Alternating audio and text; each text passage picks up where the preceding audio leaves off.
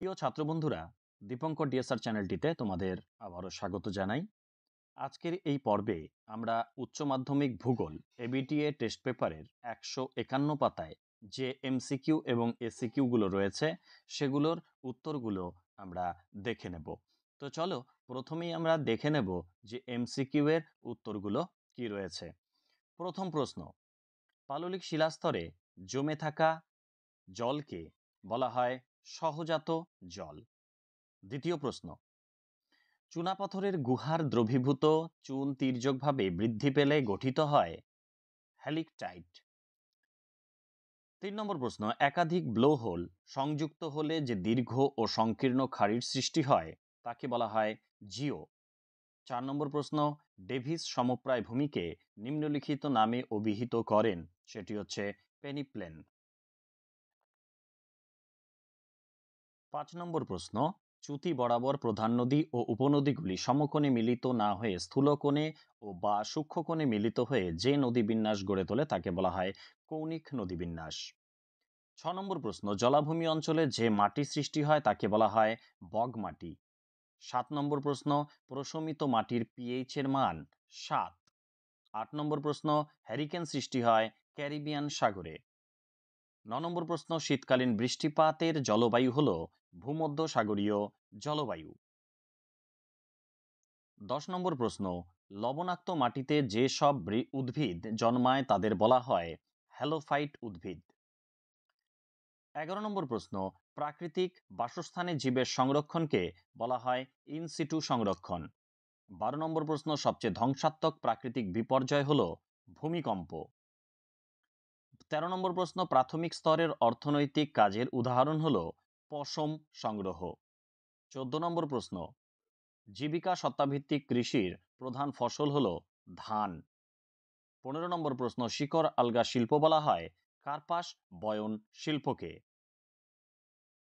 16 নম্বর প্রশ্ন, ভারতের একমাত্র বন্দর কেন্দ্রিক লৌহ ইস্পাত শিল্প কারখানা হল বিশাখাপত্তনম। 17 নম্বর প্রশ্ন, এক দেশ থেকে পণ্য আমদানি করে অন্য দেশে রপ্তানি করাকে বলা হয় পুনর্রপ্তানি। 18 নম্বর প্রশ্ন, তথ্যভিত্তিক অর্থনৈতিক কাজের মূল ভিত্তি হল জ্ঞান। 19 নম্বর প্রশ্ন, কোন দেশের সম্পদের তুলনায় জনসংখ্যা কম হলে তাকে বলা হয় জনস্বল্পতা। 20 নম্বর প্রশ্ন, মরুদ্যানে প্লায়া হ্রদকে ঘিরে যে বসতি বিস্তার লাভ করে তাকে বলা হয় জলবিন্দু বসতি। 21 নম্বর প্রশ্ন, অর্থনৈতিক উন্নয়নের একটি প্রধান সূচক হল মোট আভ্যন্তরীণ উৎপাদন। তাহলে আমরা দেখে নিলাম এমসিকিউ এর উত্তরগুলো। এখন আমরা যে এসিকিউ গুলো রয়েছে সেই এসিকিউ গুলোর উত্তর আমরা দেখে নেব। চলো তাহলে এসিকিউ এর উত্তরগুলো কি রয়েছে সেগুলো দেখে নিই। এসিকিউ এর প্রথমে যে প্রশ্নটি রয়েছে সেটি হচ্ছে পর্যায়ন কাকে বলে। উত্তর কিভাবে লিখবো দেখে নাও। যে বহির্জাত প্রক্রিয়ার মাধ্যমে ক্ষয় বহন সঞ্চয়ের মাধ্যমে সামঞ্জস্য আসে তাকে পর্যায়ন বা পর্যায়িতকরণ বলা হয়। অন্যভাবে বললে পর্যায়ন বলতে বোঝায় ক্ষয় কার্যের ফলে উচ্চভূমি, সঞ্চয় কার্যের ফলে নিম্নভূমির সমতলীকরণ। 1904 খ্রিস্টাব্দে ভূবিজ্ঞানী চেম্বারলিন ও সেলিসবেরি সর্বপ্রথম ভূমিরূপবিদ্যায় পর্যায়ন শব্দটি ব্যবহার করেন। অথবা প্রশ্নে রয়েছে আর্টিজিও প্রস্রবণ বলতে কি বোঝো।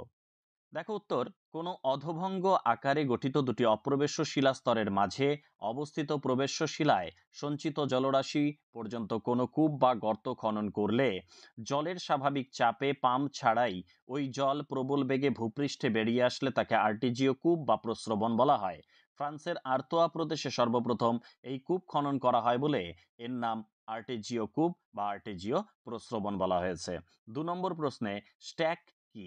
সমুদ্র তরঙ্গের ক্ষয়কার্যের ফলে উপকূলের নিকটে সমুদ্রের স্তম্ভের মতো দাঁড়িয়ে থাকা শিলাস্তম্ভকে স্ট্যাক বলে। স্ট্যাককে চিমনি সদৃশ শিলাও বলা হয়। অথবা প্রশ্নে রয়েছে ডালমেশিয়ান উপকূল কাকে বলে। উপকূলের সঙ্গে সমান্তরালভাবে অবস্থিত শৈলশিরার সমুদ্রে আংশিক নিমজ্জনের ফলে গঠিত উপকূলকে ডালমেশিয়ান উপকূল বলা হয়। 3 নম্বর প্রশ্ন, নিকবিন্দু কাকে বলে। নদী ও ভূমিভাগের পুনর্যৌবন লাভের ফলে অনেক সময় নদীর দৈর্ঘ্য বরাবর পার্শ্বচিত্রের ঢালের পরিবর্তন ঘটে। এর ফলে প্রাচীন ঊর্ধ্ব উপত্যকার পুরাতন মৃদু ঢালের সঙ্গে নবীন নিম্ন উপত্যকার নতুন খাড়া ঢালের সংযোগস্থলে খাজের সৃষ্টি হয়। এই খাজকেই নিক পয়েন্ট বা খাজ বিন্দু বলা হয়। 4 নম্বর প্রশ্নে রয়েছে বিপরা নদী কাকে বলে?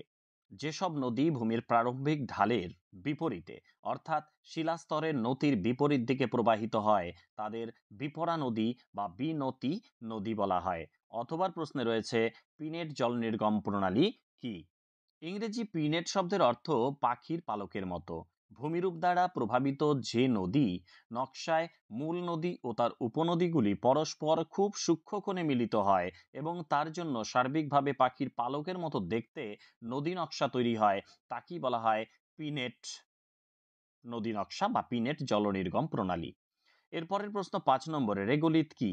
আবহবিকারের ফলে উৎপন্ন শিলাখণ্ড সমূহ ভূপৃষ্ঠের ওপর সঞ্চিত হয়ে যে শিথিল ও অসংবদ্ধ শিলাময় স্তর গঠন করে তাকে রেগোলিথ বলা হয়।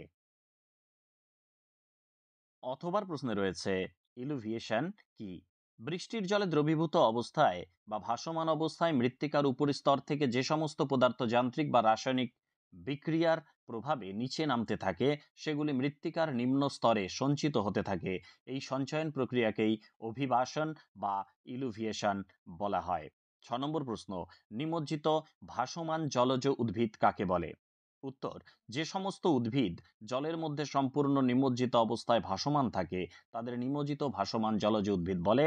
উদাহরণ হিসেবে পাতাঝাজি, ল্যামনা প্রভৃতি।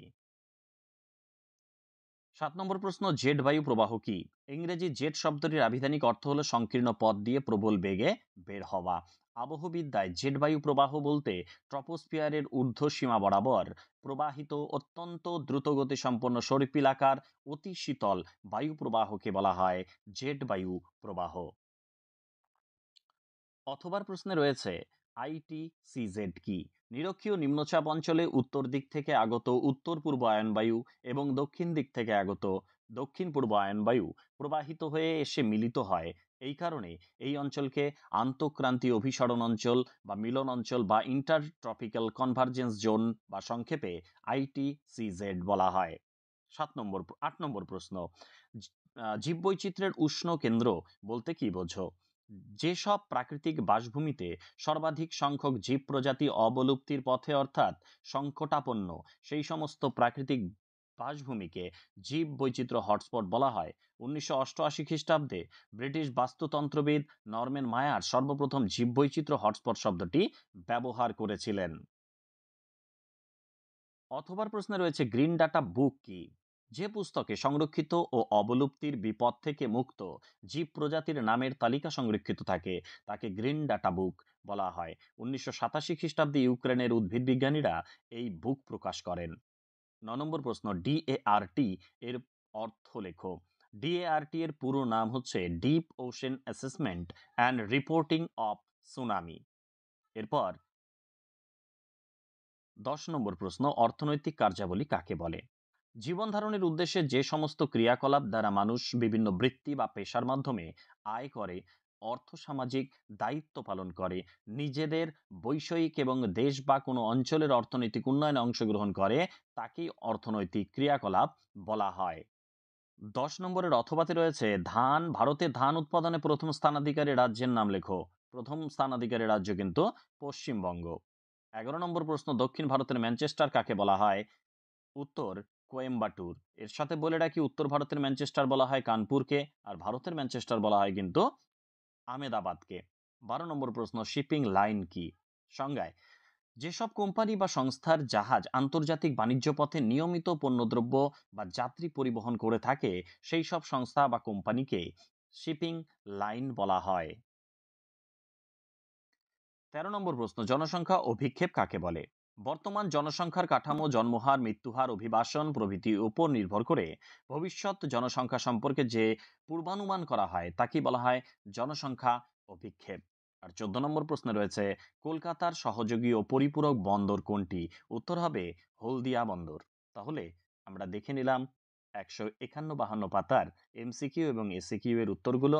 ভিডিওটি ভালো লাগলে অবশ্যই চ্যানেলটির সঙ্গে থাকবে। যারা নতুন রয়েছে অবশ্যই সাবস্ক্রাইব করে দিও। পরের ভিডিওতে আমরা পরের যে পেজে এমসিকিউ এসিকিউগুলো রয়েছে সেগুলো নিয়ে আলোচনা করব। ভালো থেকো সবাই, ধন্যবাদ।